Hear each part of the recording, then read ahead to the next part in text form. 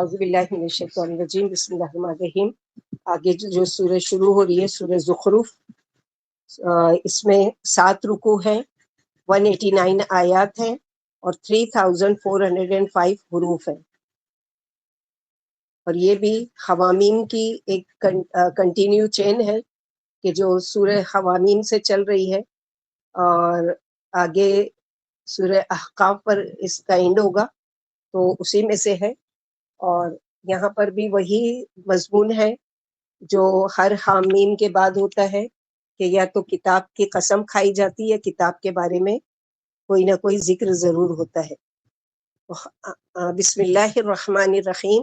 حامیم والکتاب المبین، حامیم حروف مقطعات، والکتاب المبین قسم ہے کتاب مبین کی، واضح کتاب کی۔ اِنَّا جَعَلْنَاهُ قُرْآنًا عَرَبِيًّا لَعَلَّكُمْ تَعْقِلُونَ، بے شک ہم نے اس کو قرآن عربی میں بنایا، فصیح ترین زبان میں اتارا ہے، اس کو قرآن عربی میں بنایا، اور لعلکم کیوں بنایا؟ تاکہ تم عقل سے کام لو، تم سمجھ سکو۔ یہ آیت متشابہات میں سے ہے۔ اس آیت میں جعلہ کے معنی اللہ نے اتارا، لیکن بعض لوگوں نے کیا بنا دیا کہ جیسے کہ اللہ تعالیٰ نے یہاں پر بتایا ہے کہ وَإِنَّهُ فِي أُمِّ الْكِتَابِ إِنَّا جَعَلْنَاهُ قُرْآنًا عَرَبِيًّا لَعَلَّكُمْ تَعْقِلُونَ، ہم نے بنایا اس کتاب کو، ہم نے یہ کیا تو اتارا، لیکن بعض لوگوں نے کیا کیا کہ بنایا، تو بنایا سے کیا مراد لے لیا کہ بنایا یعنی کسی نے بھی بنا لیا اور نبی صلی اللہ علیہ وسلم کی طرف منسوب کر دیا کہ ہم نے بنایا اس کو۔ تو یہاں پر اللہ تعالیٰ یہ بتا رہے ہیں کہ قسم کھا کر کہہ رہے ہیں کتاب کی۔ یہاں پر کتاب کی ایک صفت بتائی گئی کہ وہ المبین ہے، بات کھول کر بیان کرنے والی، اور دوسری صفت یہ ہے کہ وہ عربی زبان میں ہے، جو کہ عربوں کی زبان تھی، کیونکہ اللہ سبحانہ و تعالیٰ نے جس بھی نبی کو کسی بھی قوم میں بھیجا اس کی اپنی لینگویج میں، اس کی اپنی زبان میں۔ تو چونکہ اللہ کے نبی صلی اللہ علیہ وسلم عربوں میں پیدا کیے گئے، عربوں میں مبعوث کیے گئے، ان میں نبی بنائے گئے، تو ان کی زبان بھی وہی تھی، اور عربی کی زبان کی فصاحت اور بلاغت اتنی وسیع ہے کہ ڈکشنری وغیرہ اگر پڑھیں تو اس میں دیکھیں کہ ایک لفظ کے کئی معنی، ایک ہی لفظ کے کئی معنی، اور اسی طرح کئی معنی کے لیے صرف یعنی کئی لفظ کے کئی یعنی ایک ہی معنی۔ جیسے ہم لوگ مثال کے طور پر ابھی آگے افندربو درابا، تو درابا بیان کرنا، درابا مارنا، درابا چلنا، تو یہ ساری چیزیں کیا ایک درابا۔ اب وہ سینٹینس کے حساب سے آپ کو سمجھنا پڑے گا کہ یہاں درابا، جیسے درب مثال مملوکن، ہم بیان کرتے ہیں ایک مثال۔ پھر یدربو فی الارض فانظروا کیف کان عاقبۃ، چلو پھرو زمین میں، سیر کرو زمین میں، دیکھو کیسا ہوا انجام۔ تو یہی لینگویج میں آ سکتی، کسی اور میں نہیں۔ اور دوسری چیز یہ کہ چھوٹے سے لفظ میں پورے بولتے ہیں نا جیسے سمندر کو کوزے میں بند کر دینا، تو ایک چھوٹا سا لفظ ہے، مثلا الحمدللہ رب الحمدللہ، الحمدللہ رب العالمین، تمام قسم کی تعریف کس کے لیے؟ رب العالمین کے لیے۔ اب اردو میں اتنا لمبا اس کو ایک لکھنا پڑتا ہے کہ الحمد، تمام قسم کی تعریف اس رب العالمین کے لیے، اور یہاں 3 لفظ کیا ہے؟ الحمد، الحمدللہ رب العالمین، 4 لفظ۔ تو اردو میں اس کا ترجمہ آپ لوگ بھی اگر لکھتے ہو کرتے ہو تو دیکھتے ہوں گے کہ ایک ایک اس کا کتنا لمبا اس کا لکھنا پڑتا ہے کہ بعض دفعہ جگہ بھی نہیں رہتی بک میں۔ تو یہ کون ہے جو اتنی جامع لینگویج اتارنے والے، اور پھر ان کی ہی لینگویج میں کہ جو ان کے وہ، نہیں تو کئی جگہ بتایا گیا کہ اگر ہم کسی اور لینگویج میں، تو تم ہی اعتراض کرتے کہ چونکہ ہم جانتے نہیں ہیں اس لینگویج کو تو ہم کیسے ایمان لائے اس نبی پر، یا ہم کیسے، یا جیسے کہ پیچھے ہم پڑھ چکے کہ ہادہ نبی عربین، اور قرآن اتارا گیا اجمی، اجمی کہتے ہیں گونگے کو، یعنی گونگا یعنی غیر عربی زبان میں۔ تو اللہ سبحانہ وتعالیٰ یہاں پر فرما رہے ہیں قرآن کی قسم کھائی جس کے بیانات سلجھے ہوئے اور کھلے ہوئے ہیں، جو عربی زبان میں اترا ہے، جس کی فصاحت و بلاغت ثابت ہے، اس کے اترنے کی غرض لوگوں کو نصیحت ہے تاکہ لوگ اس میں غور و فکر کریں اور نصیحت قبول کریں۔ ہم نے اسے عربی زبان میں اتارا، اور دوسری جگہ فرمایا بلسان عربی مبین، سورہ شعراء آیت نمبر 159، ہم نے اسے عربی میں اتارا جو وسیع زبان ہے، اس میں ہم نے اتارا۔ اور وَإِنَّهُ فِي أُمِّ الْكِتَابِ لَدَيْنَا لَعَلِيٌّ حَلِيمٌ، اور بے شک قرآن ام الکتاب میں ہے، یعنی لوح محفوظ میں ہے، ہمارے پاس ہے وہ، لدینا ہمارے پاس ہے وہ لوح محفوظ، البتہ بلند ہے، حکمت سے لبریز ہے۔ یہاں پر قرآن پاک کی عظمت کا بیان ہو رہا ہے کہ اس عظمت کو ملائے اعلیٰ میں اسے حاصل ہے تاکہ زمین کے لوگ بھی اس کی یعنی عظمت کو جانیں اور اس کتاب کو اہمیت دیں۔ یعنی یہ لوح محفوظ میں محفوظ ہے جو ہمارے پاس ہے۔ قرآن بڑے اونچے مرتبے والی اور عالی شان کتاب ہے، اور جس میں پکی پکی باتیں ہیں، اس میں باطل کی ملاوٹ ناممکن ہے، کیونکہ جو چیز اللہ تعالیٰ کے پاس ہے تو وہ کتنی حفاظت سے ہوگی۔ یعنی یہ کتاب آسمان والوں میں بڑی قدر و منزلت والی ہے، زمین والوں کو بھی اس کی قدر کرنی چاہیے۔ یعنی فرشتے بڑے اس سے، یعنی جب اللہ تعالیٰ اس میں سے کچھ حکم دیتے تو تھر تھر کانپتے ہیں فرشتے، اور جبریل علیہ السلام بھی۔ تو اس بیش بہا نعمت عظمیٰ کو اپنے دلوں میں جگہ دینی چاہیے، جیسے کہ سورہ واقعہ میں آئے گا آیت نمبر 77 سے 80 تک کا، انہ لقرآن کریم، یعنی یہ بزرگ قرآن لوح محفوظ میں محفوظ ہے، جس کو علاوہ مقدس فرشتوں کے کوئی نہیں چھوتا، یہ اللہ رب العالمین کے پاس سے اترا ہے۔ تو یہاں پر یہی بتایا گیا کہ اگر تم کو یہ لگ رہا ہے کہ اس میں یعنی تحریف ہو چکی ہے یا ہوگی آگے چل کر ہونے والی ہے، تو یاد رکھو کہ اس کی حفاظت کا ذمہ اللہ تعالیٰ نے لیا ہے، اور اس کے بارے میں اللہ تعالیٰ نے آیت بھی اتار دی، انا نحن نزلنا الذکر وانا لہ لحافظون، بے شک ہم نے ہی اتارا ہے اس ذکر کو، اور بے شک ہم ہی اس کی حفاظت کرنے والے ہیں۔ آیت نمبر 5 میں اللہ تعالیٰ فرماتے ہیں افنضرب عنکم الذکر صفحا ان کنتم قوم مسرفین، کیا تمہاری مرضی یا خواہش کو سامنے رکھتے ہوئے ہم تمہیں اس کتاب میں سے سنانا بند کر دیں یا اس کا ذکر کرنا چھوڑ دیں؟ ضربا ان کے ضربا ان کے ساتھ اگر آئے تو اس کا معنی کیا ہو جاتا ہے؟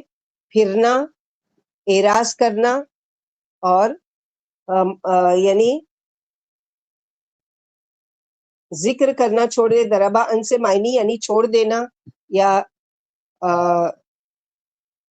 الگ، ضربا ان کے ساتھ پھرنا، اعراض کرنا، یہاں مراد ہے الگ ہو جانا، دور ہو جانا، بیکار چھوڑ دینا۔ انکم سے مراد ہے قریش مکہ، اور ذکر سے مراد کیا ہے؟ قرآن۔ یعنی قرآن کیا اگر تم نصیحت نہیں حاصل کرتے تو کیا کریں، ہم تم کو چھوڑ دیں؟ اور صفحن اعراض کرنے کی وجہ سے کہ تم اس کی طرف توجہ نہیں دیتے تو ہم تمہیں سنانا بند کر دیں۔ ان کنتم قوم مسرفین، اس لیے کہ تم حد سے بڑے ہوئے لوگ ہو، یعنی گناہوں میں بہت آگے نکل گئے ہو، کہ تمہارے نہ ماننے کی وجہ سے ہم نصیحت کرنا چھوڑ دیں؟ جیسے کہ کوئی مریض ہوتا ہے، اب وہ لاکھ انکار کرتا ہے کہ مجھے کڑوی دوا نہیں پینا، لیکن اس کو اس کی صحت کے لیے کیا کرنا پڑتا ہے؟ پلانا پڑتا ہے۔ یا بچے ہیں، بعض مرتبہ کوئی چیز کے لیے نہیں مانتے، نماز پڑھو پڑھو، نہیں پڑھتے، نہیں سنتے، تو ان کو کیا اس کا مطلب ان کو بولنا چھوڑ دینا ہے؟ نہیں۔ تو اس آیت کے بھی مختلف معنی لیے گئے ہیں، 4 معنی۔ نمبر 1، تم چونکہ گناہوں میں بہت منہمک ہو چکے ہو اور اس پر جمے ہوئے ہو، تو کیا تم چاہتے ہو کہ ہم تمہیں واعظ و نصیحت کرنا چھوڑ دیں؟ دوسرا معنی کیا ہے؟ تمہارے کفر اور اسراف پر تمہیں کچھ نہیں کہیں اور تم سے درگزر کر لیں۔ نمبر 3، کیا ہم تمہیں ہلاک ہونے دیں، کسی چیز سے منع نہیں کریں، تم کو تمہارے حال پر چھوڑ دیں؟ چوتھا معنی، یا یہ کہ تم قرآن کو ماننے والے نہیں ہو تو کیا ہم قرآن کو اتارنا چھوڑ دیں؟ تو یہ اللہ تعالیٰ کا مشرکین مکہ کے لیے ایک بولتے ہیں نا کہ شکوہ، جس طرح سے کہ کیا تمہارے اس کی وجہ سے ہم یہ اپنا کام چھوڑ دیں، یا آپ صلی اللہ علیہ وسلم آپ کو نصیحت کرنا چھوڑ دیں؟ تو बाजी सेकंड वाला तुम्हारे कुफ्र की वजह से और शिर्क की वजह से, तुम्हारे कुफ्र और इसराफ पर, तुम्हें कुछ ना कहें और तुमसे दरगुजर करें। तीसरा मायने क्या, हम तुम्हें हलाक होने दें, किसी चीज से मना नहीं करें, तुमको तुम्हारे हाल पर छोड़ दें। और चौथा मायने ये है कि तुम कुरान को मानने वाले नहीं हो, तो क्या हम कुरान को उतारना छोड़ दें। तो इस आयत में जो बताया गया, यानी क्या तुमने ये समझ लिया है कि बावजूद तुम्हारी सरकशी, नाफरमानी और अदम इताअत के हम तुमको यूं ही छोड़े रखेंगे, तुम्हें अदब नहीं सिखाएंगे और बिला अजाब के छोड़ेंगे। या जब इस उम्मत के पहले लोगों ने कुरान को नहीं माना था, अगर ये उसी वक्त उठा लिया जाता तो सारी दुनिया तबाह हो जाती, लेकिन अल्लाह बड़ी वसी और रहमत वाले हैं, इसने कुरान नहीं उठाया और 20 साल तक बराबर उतरता रहा। 23 साल की मुद्दत में, यानी अल्लाह की ये रहमत शफकत है कि वो नाफरमानों के इनकार शरारत की बिना पर उन्हें नसीहत करना बंद नहीं फरमाते, ताकि सलाहियत वाले ठीक हो जाए और बदकारों पर हुज्जत कायम हो जाए। क्योंकि जब शुरू में आप सल्लल्लाहु अलैहि वसल्लम ने वो किया तो कितना जुल्म किया गया, तो ऐसा तो नहीं किया गया कि नहीं, बंद कर दिया गया कि नहीं जाने दो, ये नहीं मानते और आप पर इतना जुल्म सितम हो रहा है इसके सुनाने की वजह से, लिहाजा हम इसको उतारना बंद कर देते हैं। नहीं, आप अल्लाह सुब्हान व तआला ने उसको 23 साल की मुद्दत में थोड़ा थोड़ा थोड़ा करके नाजिल किया। जो मानते हैं उनके लिए अच्छी हुज्जत हो जाएगी, जो नहीं मानते हैं उनके लिए अल्लाह पर एक हुज्जत हो जाएगी कि इन लोगों के सामने खुदा कुरान उतर रहा था और इन्होंने उसकी आयतों को सुना भी था, और उसके बावजूद भी इन लोगों ने क्या किया, उसका इनकार किया। अल्लाह सुब्हानहू व तआला से इसीलिए दुआ करके अल्लाह ताला हमें उनमें गाफिलीन में से नहीं बनाए जो कुरान से बिल्कुल गाफिल हैं और दूर हैं और उसका इनकार भी करते हैं और उसको नहीं मानते हैं और उसकी तरफ आने के लिए 100 बहाने हीले ढूंढते हैं। वकम अरसलना मिन नबीयिन फिल अव्वलीन वमा यातीहिम मिन नबीयिन इल्ला कानू बिही यस्तहजिऊन फअहलकना अशद्द मिनहु बश्शम वमदा मसलुल अव्वलीन। और कितने ही हमने भेजे नबियों को पहली कौमों में से, और कोई नबी नहीं उनके पास आए मगर ये कि उन्होंने उसका मजाक उड़ाया। ऐसा ही हुआ, तो अगर पहलों की आदत थी तो पिछलों की भी यही आदत रहेगी कि वो दीन की बात यानी लाने वालों का मजाक उड़ाएंगे। अगर सब नबियों के साथ यही हुआ, तो अगर हम इंसानों के साथ यही हो तो क्या ताज्जुब। यानी अगर हम भी किसी को कुरान की दावत देते हैं, किसी को कुरान के बारे में बताते हैं और वो नहीं मानते हैं, तो हमको भी यानी दिल छोटा नहीं करना चाहिए, बल्कि मिसाल देखना चाहिए कि अंबियाओं के साथ हो सकता है, वो इतनी बड़ी हस्तियां जिन पर किताबें नाजिल हुई उनके साथ ये हाल किया गया, तो अगर हमारा मजाक उड़ाया जा रहा है, ये बड़ी मुल्लानी बन गई है और ये बड़े फतवे देने चली और 900 चूहे खा के बिल्ली हज को चली, पता नहीं क्या क्या क्या क्या सुनना पड़ता है। बेचारे जो दीन वाले हैं और दीन पर अमल करने वाले और दीन को वो करने वाले, दावत तबलीग करने वालों को मुल्ला है, मौलाना है और ये है वो है, तो उसके दिल बर्दाश्त होकर या उससे वो होकर दिल छोटा करके इसको छोड़ नहीं देना इस काम को, बल्कि क्या है, जमे रहने के लिए अल्लाह से दुआ करना है। यहाँ पर इस आयत में नबी सल्लल्लाहु अलैहि वसल्लम को तसल्ली दी जा रही है कि अगर आपकी कौम आपको जुटलाती है तो आप इससे जरा ना घबराएं और सब्र करें। इनके पहले अक़वाम आलम के पास भी हमने अपने अंबिया भेजे थे, उन लोगों ने भी अपने अपने नबी का मजाक उड़ाया था, आखिर हमने उनको तबाही के घाट उतार दिया।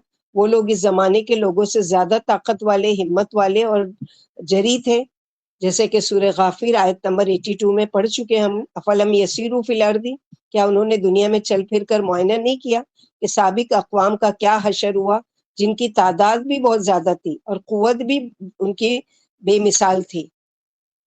फिर फरमाए कि इन साबिक अक़वाम की आदतें, सजाएं और नमूने गुजर चुके हैं, यानी जो उन लोगों ने इनकार किया और जो कुछ किया तो क्या अंजाम किया अल्लाह ताला ने, वो भी गुजर चुका है। जैसे इसी सूरे आयत नंबर 56 में आएगा, फजअलनाहुम सलफन, हमने उन्हें बाद में आने वालों के लिए गया गुजरा और नमूना बना दिया।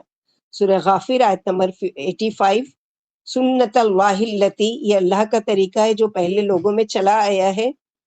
और सूरह अहज़ाब आयत नंबर 62, वलन तजिदा लिसुन्नतिल्लाहि तब्दीला, आप कभी अल्लाह का तरीका बदलता हुआ नहीं पाएंगे।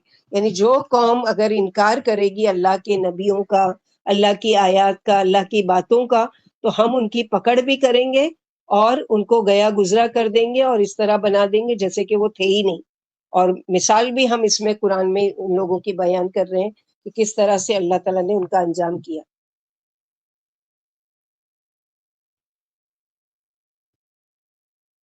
آگے اللہ تعالیٰ فرماتے ہیں وَلَئِن سَأَلْتَهُمْ من خلق السماوات والارض ليقولن خلقهن العزیز العلیم. اور اگر آپ ان سے پوچھو کہ آسمان و زمین کو کس نے پیدا کیا، البتہ یہ ضرور کہیں گے آسمان و زمین کو اسی زبردست علیم ہستی نے پیدا کیا.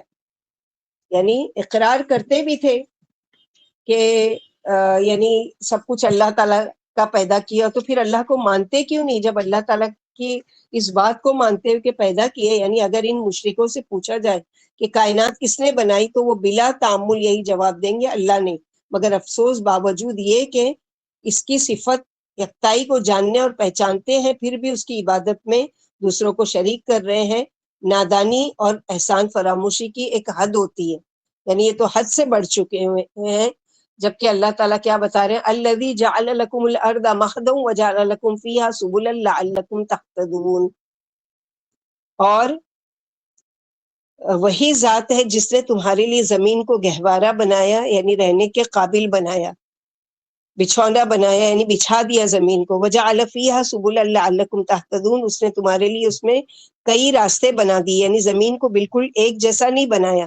جیسے ایک بچہ آرام سے جھولے میں سوتا ہے ایسے ہی تم پرسکون ہو، حالانکہ یہ زمین کیا ہے، ٹھہری ہوئی نہیں ہے بلکہ اپنے مدار میں گردش کر رہی ہے. جیسے سورج اور چاند اور دوسرے پلینٹ ہے وہ اپنے اپنے مدار میں گردش کر رہے ہیں، ایسے یہ گھوم رہی ہے، وہ فاسٹ گھوم رہی ہے. اسی لیے تو جو حصہ سورج کے سامنے آ جاتا ہے وہاں دن آ جاتا ہے، اور جو سورج کے پیچھے چلا جاتا ہے وہاں رات ہو جاتی ہے. تو یہ گھومنے کی وجہ سے ہو رہا ہے نا. لیکن تم اس پر جمے ہوئے ٹکے ہوئے ہو، تم چلتے ہوئے پھرتے گرتے پڑتے نہیں. یہ کس کی قدرت ہے؟ اللہ سبحانہ و تعالیٰ کی. اور اس نے تمہارے اس میں کئی راستے بنا دیے، یعنی زمین کو بالکل ایک جیسا نہیں بنایا. اور اسی میں سے تم رزق تلاش کرتے ہو، اور اسی میں سے تم کیا کرتے ہو،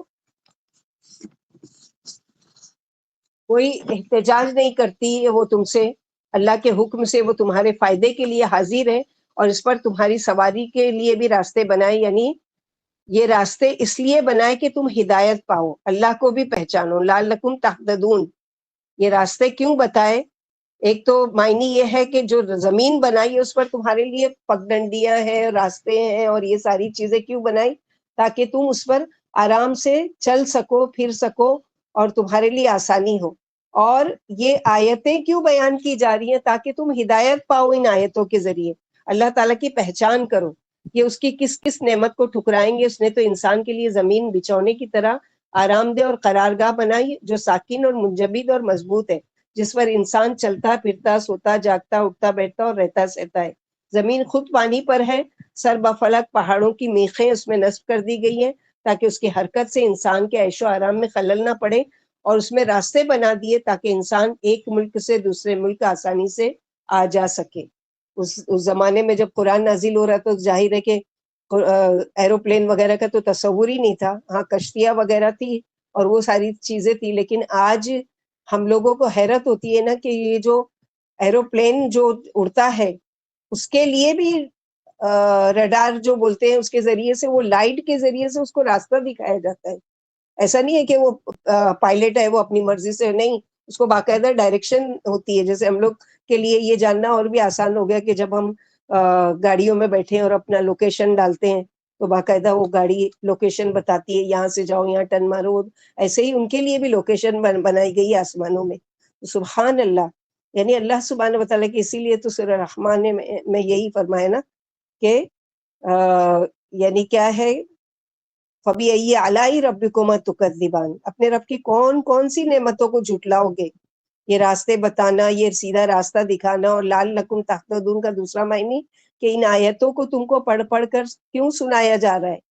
تاکہ تم راستہ پاؤ ہدایت کا، تم راستہ پاؤ یعنی اللہ تعالیٰ کی طرف آنے کا. آیت نمبر 11 میں اللہ تعالیٰ فرماتے ہیں والذی نزل من السماء ماء بقدر فانشرنا به بلدۃ میتا کذالک تخرجون.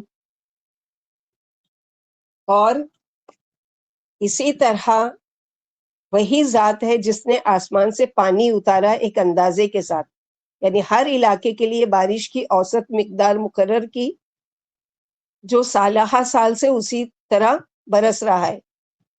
فَأَنشَرْنَا بِهِ بَلْدَةً مَيْتًا، پھر زندہ کیا ہم نے پانی کے ساتھ مردہ زمین کو. كَذَلِكَ تُخْرَجُونَ، اسی طرح تم نکالے جاؤ گے. قیامت کے دن تم بھی ان پودوں کی طرح زمین سے نکلو گے. جیسے عالم آخرت میں ہم لوگ پڑھ چکے کہ انسان قبر میں چلا جاتا ہے تو اس کا کیا ہوتا ہے کہ اس کی ریڑھ کی ہڈی کا ایک منکا باقی رہتا ہے، وہ یہ وہی نطفہ ہوتا ہے کہ جس سے وہ اس کی پیدائش ہوتی ہے، اور وہ صرف مٹی میں باقی رہتا ہے. اور پھر قیامت کے دن جب اللہ تعالیٰ اٹھانے کا ارادہ کریں گے تو بارش ایک ہلکی برسائیں گے جس سے انسان پودوں کی طرح اپنی اپنی قبروں سے اٹھ کر کھڑے ہوں گے. سبحان اللہ. تو یہ کس کا وہ ہے؟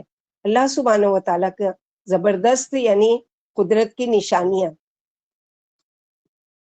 اسی کی یہ جلیل الشان نعمت ہے کہ وہ ایک اندازے کے ساتھ میں برساتے کہ زراعت کو فائدہ پہنچے، باغات لہلائیں، پھر یہ پھلوں کی دولت سے مالا مال ہو جاتے ہیں.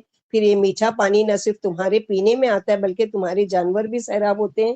اسی بارش سے اجڑی ہوئی زمین سرسبز و شاداب بن جاتی ہے، خشکی کا ڈیرا لگ جاتا ہے، سبزی سے جنگل لہلا اٹھتے ہیں. جدھر نگاہ اٹھاؤ پھل اور پھول اور سبزی نظر آنے لگتی ہے، اور قسم قسم کے لذیذ خوش ذائقہ پھل پیدا ہو جاتے ہیں. اور نادانوں، زندگی بعد الموت کے منکروں، تم بھی تو ایک دن اپنی قبروں سے اسی طرح زندہ کر دیے جاؤ گے. بارش سے زمین کی آبادی تمہاری زندگی بعد الموت کی بڑی زبردست اور ٹھوس دلیل ہے. اللہ نے اور اسی طرح یعنی نزلہ کیا ہے کہ تھوڑا تھوڑا کر کے اتارنا، بلندی سے اتارا اندازے کے مطابق، جہاں جس چیز کی جتنی ضرورت تھی اس کے مطابق. اور بارش کا اوپر سے اترنا یہ بھی کیا ہے؟ اللہ کی رحمت ہے. اگر یہی بارش زمین سے نکلتی، جتنا اللہ تعالیٰ آسمان سے برساتے ہیں، تو زمین کب کی ڈوب چکی ہوتی. جیسے کہ نوح علیہ السلام کی قوم پر جب عذاب آیا تھا، سورہ ہود میں پڑھ چکے کہ زمین نے بھی پانی اگلنا شروع کر دیا اور آسمان سے بھی پانی برسنا شروع کر دیا. اور دوسری حکمت اوپر سے اتارنے کی کہ پھر پہاڑوں تک پانی کیسے پہنچتا اگر زمین سے اگتا. تو اللہ تعالیٰ کی ایک ایک آیت میں، ایک ایک ورڈز میں کتنی ساری یعنی نشانیاں ہیں. اور فَأَنشَرْنَا بِهِ نشور سے ہے، نشور یعنی زندہ ہونا، نشر ہونا، پھیلنا. زمین میں کھیتی مردہ تھی، بارش کے ذریعے کیا ہے؟ زندہ کی گئی. جب بارش برستی ہے تو نہ صرف یہ کہ کنویں، تالاب اور جھیل بھر جاتے ہیں، بلکہ تمام زمین کے درخت، پودے، کھیتیاں سیراب ہو جاتی ہیں، اور کافی مقدار میں زمین پانی کو اپنے اندر جذب کر لیتی ہے. پھر اس کو کنواں یا بورویل کی شکل میں کھود کر نکال لیتے ہیں. سبحان اللہ. قرآن میں ہر سوال کا جواب موجود ہے. یعنی میرے دماغ میں کئی مرتبہ آیا بھی اور لوگوں سے میں نے سوال بھی کیا کہ آج جو اتنی اونچی اونچی بلڈنگز بن رہی ہے، تعمیر ہو رہی ہے، ان سب کو پانی کہاں سے آئے گا اور کہاں سے اتنا سپلائی کیا جائے گا پانی؟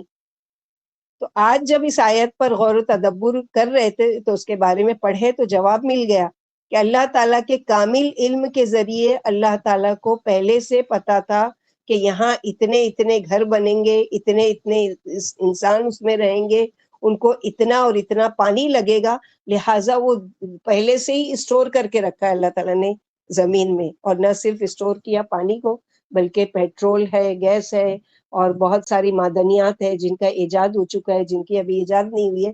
تو یہ اللہ سبحانہ وتعالیٰ کی ذات کے علاوہ کون ہے جو اس کو مسخر کیا ہے؟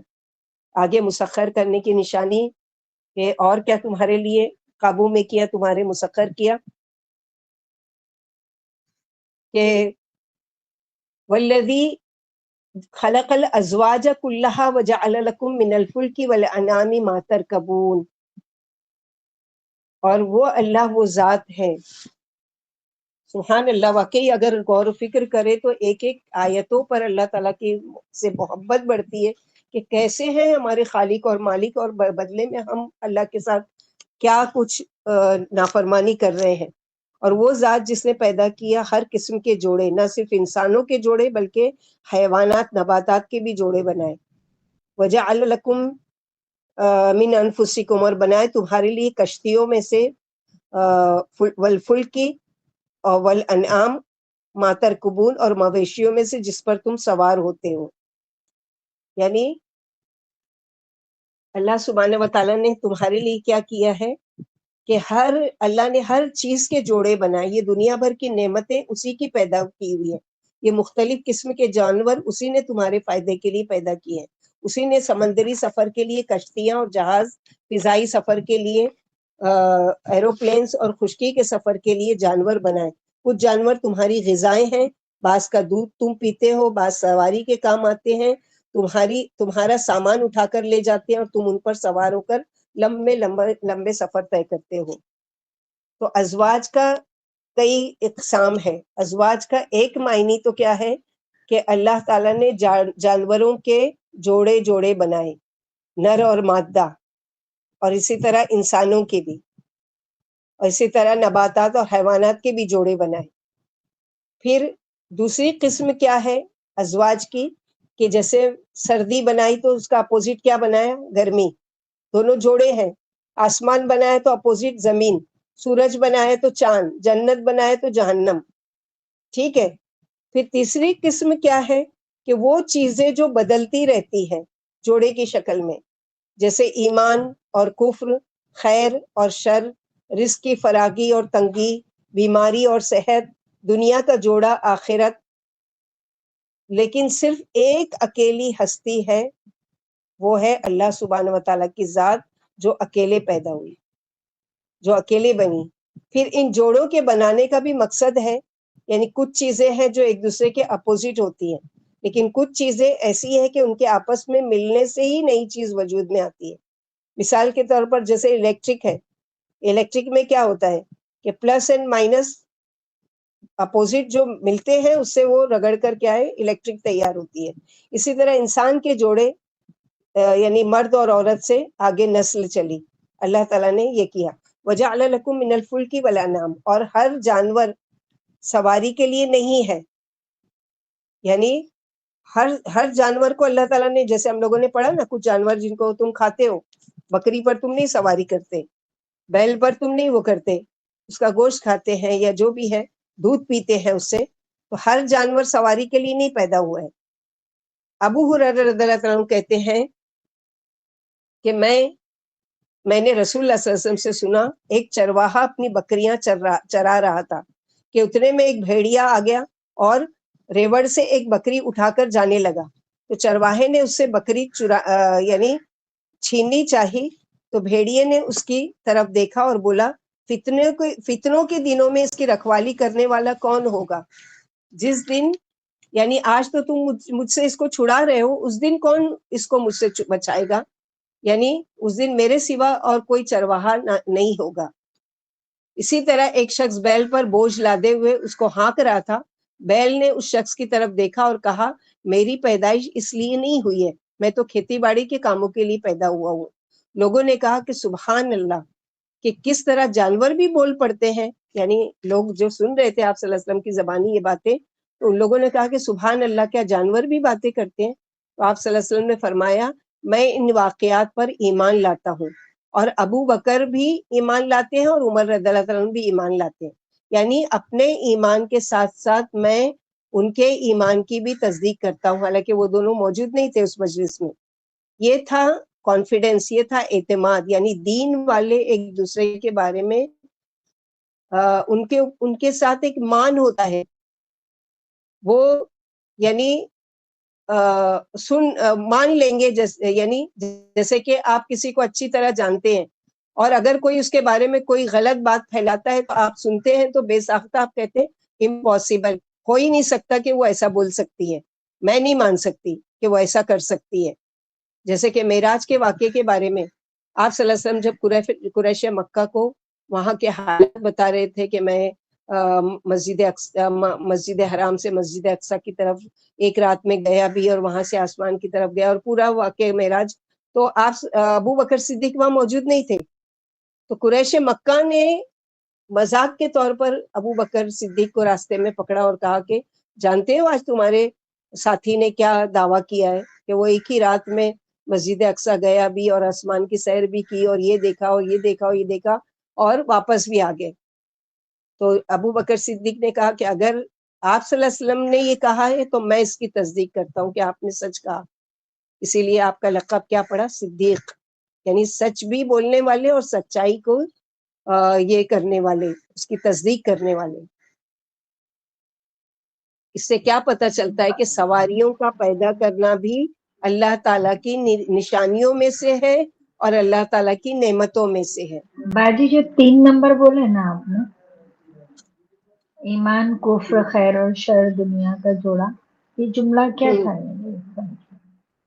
ہاں، تیسرا یہ ہے کہ وہ چیزیں جو بدلتی رہتی ہیں، جیسے ایمان اور کفر، خیر اور شر، رزق کی فراخی اور تنگی، بیماری اور صحت، دنیا کا جوڑا، آخرت. تو یہ کئی قسمیں ہیں جوڑوں کی کہ اللہ تعالیٰ نے، جیسے سورج، چاند، جہنم اور جنت، سردی، گرمی، اور یہ سب اسی طرح حالات کی بھی جوڑے ہیں. یہ حالات کبھی سب کے ایک جیسے نہیں رہتے، جیسے سورہ آل عمران میں پڑھ چکے وَتِلْكَ الْأَيَّامُ نُدَاوِلُهَا بَيْنَ النَّاسِ.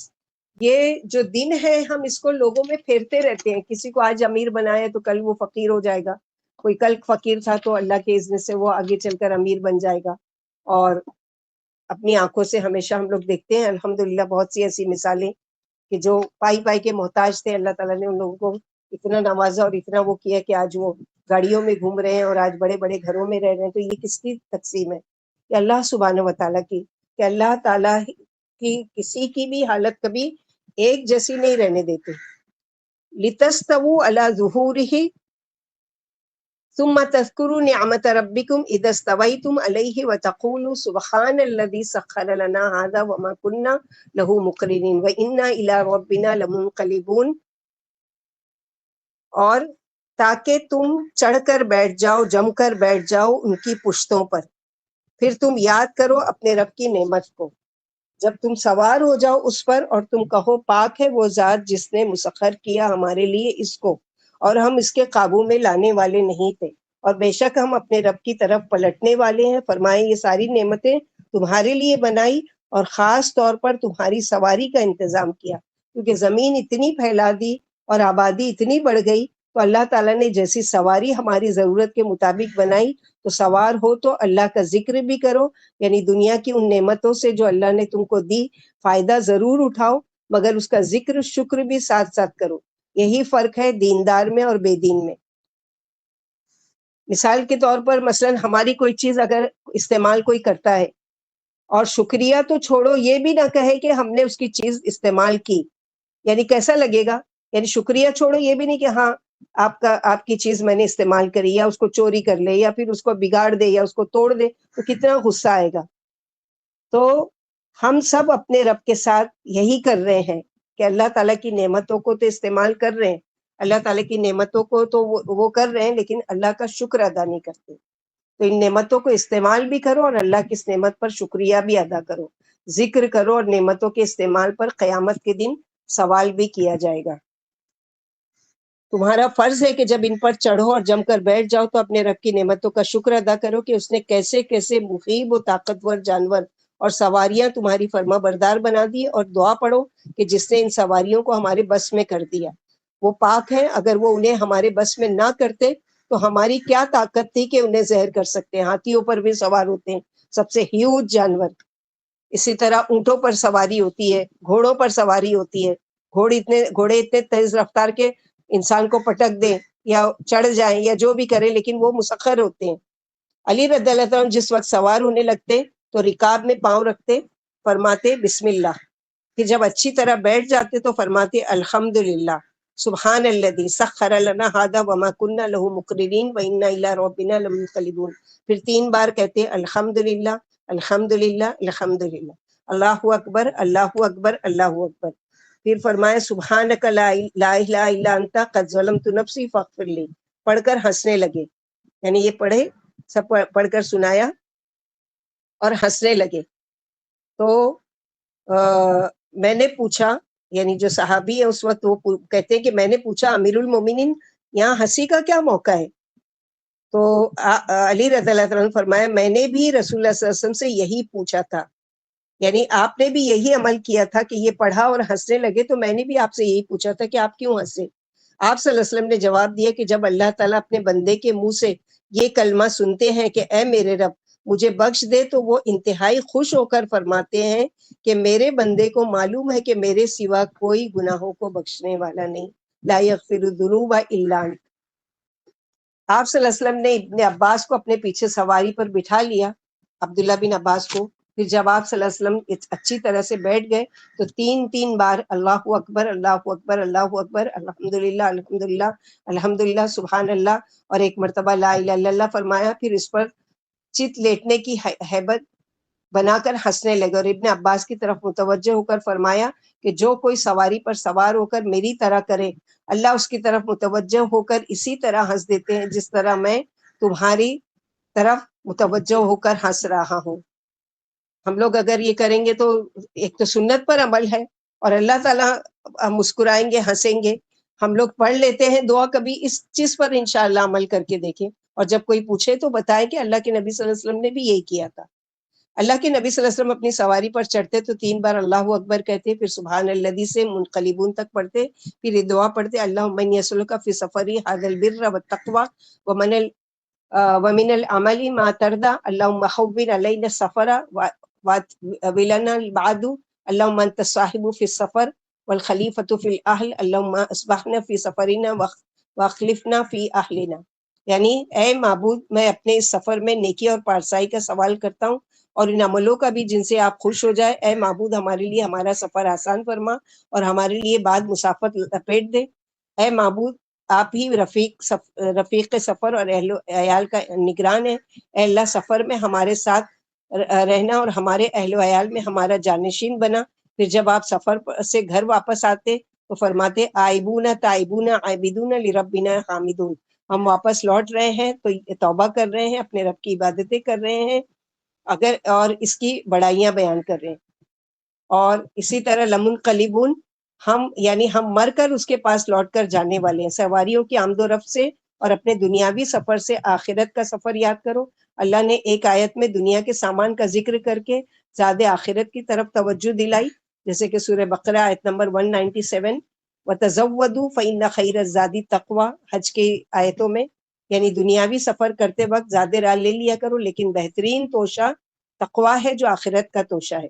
اسی طرح دنیاوی لباس کا ذکر کر کے اخروی لباس کی طرف توجہ فرمائی، جیسے سورہ اعراف آیت نمبر 26 وَلِبَاسُ التَّقْوَىٰ، یعنی لباس پہنا کرو لیکن بہترین لباس کیا ہے؟ تقویٰ کا لباس ہے اور افضل ترین لباس ہے.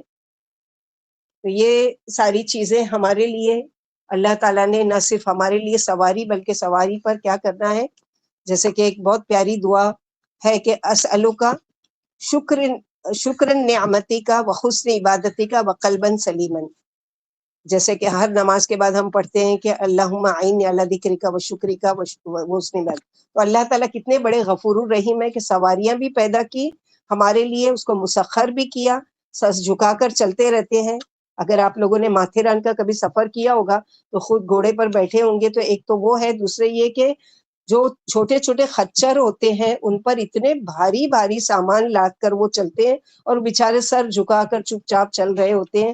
گونی کے گوندی لدی ہوتی کیونکہ وہاں پر ٹرانسپورٹ کا کوئی اور ذریعہ نہیں ہے. ٹوائے ٹرین کے ذریعے وہ سامان نیچے سے اوپر آتا ہے، اوپر سے پھر وہ لاد کے پھر ان کے ہوٹلوں تک پہنچتا ہے. تو یہ ساری چیزیں کیسے، جیسے کہ ایک گدھے کے بارے میں کہانی آپ لوگوں نے پڑھی ہوگی، پتہ نہیں سب نے پڑھی ہے یا نہیں، کہ ایک گدھے کا جی مالک دعا تھا. بولیے نا، اسألک اسلو کا شکر نعمتی کا و حسن عبادتی کا و قلبا سلیما. اللہ میں آپ سے سوال کرتی ہوں نعمت کو شکر کا، بہترین عبادت کا اور سلامتی والے دل کا. تو وہ یہ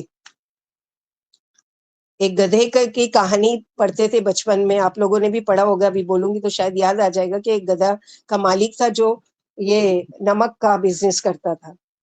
تو وہ کئی گونیاں لا کر اس کے اوپر لے کر جاتا تھا اور دریا پار کر کے اس طرف لے کر جاتا تھا, اور بیچارہ ظاہر ہے کچھ بول نہیں سکتا. تو گدھے کے دماغ میں ایک دن آیا, کیا کیا کہ اس نے کیا کیا کہ اپنا بوجھ ہلکا کرنے کے لیے پانی میں ہی بیٹھ گیا. پانی میں بیٹھ گیا تو کیا ہوا ہوگا, نمک گھل کے خالی ہو گیا. اس کو بڑی مزہ آئی کہ یہ تو بہت اچھا طریقہ ہے, اب روزانہ میں یہی کروں گا. دوسرے دن بھی یہی کیا, تیسرے دن مالک کو بات سمجھ میں آ گئی کہ یہ اڑی بازی کر رہا ہے. اس نے کیا کیا, ایک دن اس کے اوپر روئی کو لادا اور بولا چلو. چلا, اب وہ عادت کے مطابق گدھا بیچارہ بیٹھ گیا, پانی میں بیٹھا تو وہ روئی اور ہیوی ہو گئی, تو دونوں کو سبق مل گیا.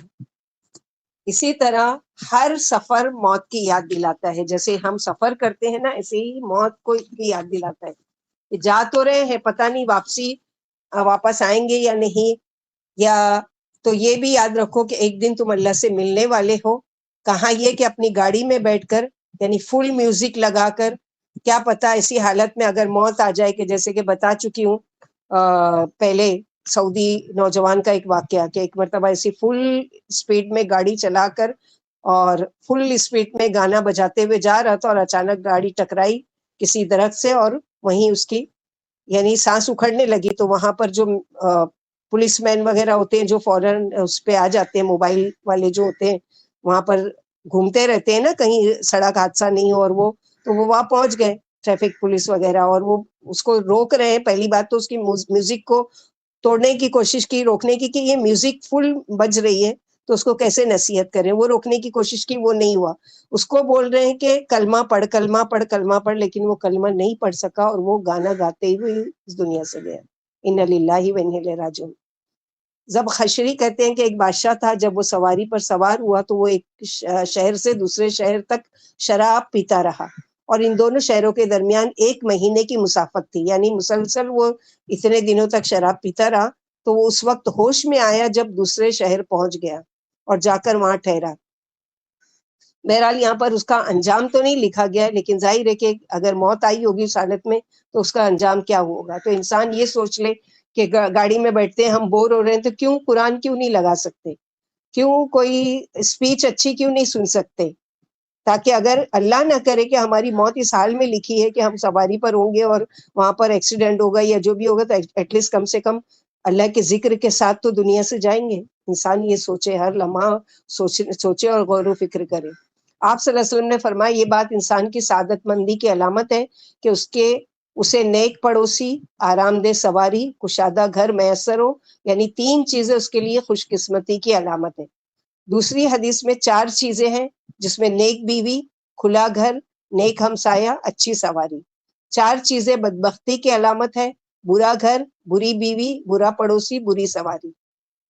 آپ صلی اللہ علیہ وسلم نے فرمایا تم میں سے ہر ایک کو دنیا میں ایک خادم اور ایک سواری کافی ہونی چاہیے. کیونکہ لوگ کیا کرتے ہیں, انہی چیزوں پر فخر کرتے ہیں نا, میرے پاس اتنے نوکر اور میری اتنی گاڑیاں. تو آپ صلی اللہ علیہ وسلم فخر نہیں کیا کرتے تھے, بلکہ کبھی کبھی گدھے پر بھی سواری کر لیا کرتے تھے. رسول اللہ صلی اللہ علیہ وسلم نے فرمایا, آپ صلی اللہ علیہ وسلم نے, کہ میری امت میں عنقریب ایسے لوگ ہوں گے جو طرح طرح کے کھانے کھائیں گے, رنگ برنگے مشروب ڈرنک پیئیں گے, اور طرح طرح کے کپڑے پہنیں گے, اور گفتگو میں بے احتیاطی کریں گے, جو منہ میں آیا بولتے جائیں گے, اور طرح طرح کی سواریوں پر سوار ہوں گے. وہ میری امت کے بدترین لوگ ہوں گے. تو سواری پر اگر ہم ذکر نہیں کرتے ہیں تو یہ سواری ہمارے لیے حسرت کا باعث ہوگی. کسی مجلس میں ہم ایک دوسرے کے ساتھ بیٹھتے ہیں اور وہاں اللہ کا ذکر کیے بغیر اٹھتے ہیں, تو یہ مجلس قیامت کے دن ہمارے لیے حسرت کا باعث ہوگی. اسی طرح بستر پر اگر ہم جاتے ہیں اور بستر پر اگر ہم اللہ کا ذکر نہیں کرتے ہیں, تو یہ سونا بھی ہمارے لیے قیامت کے دن ایک تو حجت بھی بنے گا, اور دوسرے حسرت کا باعث ہوگا کہ کاش کہ ہم اللہ کا ذکر کر کے سوتے. تو یہاں تک ہی, کیونکہ آگے کی آیت نہیں لے سکتے. کون سی آیت نمبر 14 تک. الحمدللہ. آگے انشاءاللہ ویٹنسڈے کے دن لیں گے. اللہ سبحانہ وتعالیٰ سے دعا ہے کہ اللہ تعالیٰ ہم لوگوں کو کہنے سننے سے زیادہ عمل کی توفیق عطا فرمائے, اللہ سبحانہ و تعالیٰ ہم کو کم از کم اتنا تو شکر ادا کرنے کی توفیق عطا فرمائے جتنا اللہ تعالیٰ نے ہم کو بے حساب نعمتیں دی ہیں. اتنا نعمتوں کا تو شکر ادا کر ہی نہیں سکتے جو کچھ اللہ تعالیٰ نے ہم کو دیا، لیکن کچھ تو کر سکتے ہیں نا، کھاتے ہوئے پیتے ہوئے سواری پر سوار ہو کر سفر سے لوٹ کر، اور یہ ساری چیزیں تو وہ کرنا چاہیے. جیسے کہ سبحان اللہ، جب جو لوگ یہ سعودی ایئر لائنس سے سفر کیے ہوں گے یا دوسری عربین ایئر لائنس سے جو بھی اتحاد ہے یا گلف ہے یا پھر یہ ہے کہ ایمریٹس ہے، یہ سب میں باقاعدہ ماشاءاللہ یہ ساری جو ابھی ہم لوگوں نے سفر کی دعائیں پڑھے وہ سب وہاں پڑھائی جاتی ہے.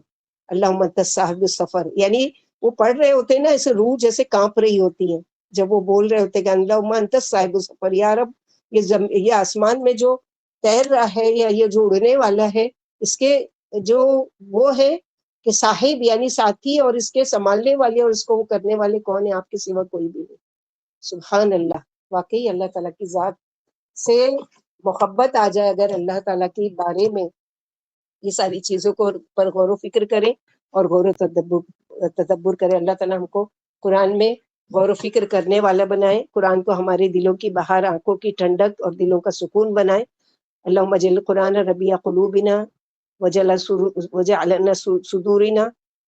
اور اللہ تعالیٰ اس کے ذکر، اس کا شکر اور اس کی بہترین عبادت کی ہمیں توفیق عطا فرمائے. ربنا تقبل منا انك انت السميع العليم وتب علينا انك انت التواب الرحيم. ربنا آتنا في الدنيا حسنة وفي الآخرة حسنة وقنا عذاب النار. سبحان ربك رب العزة عما يصفون وسلام على المرسلين والحمد لله رب العالمين. سبحانك اللهم وبحمدك أشهد أن لا إله إلا أنت أستغفرك وأتوب إليك. السلام علیکم ورحمۃ اللہ وبرکاتہ.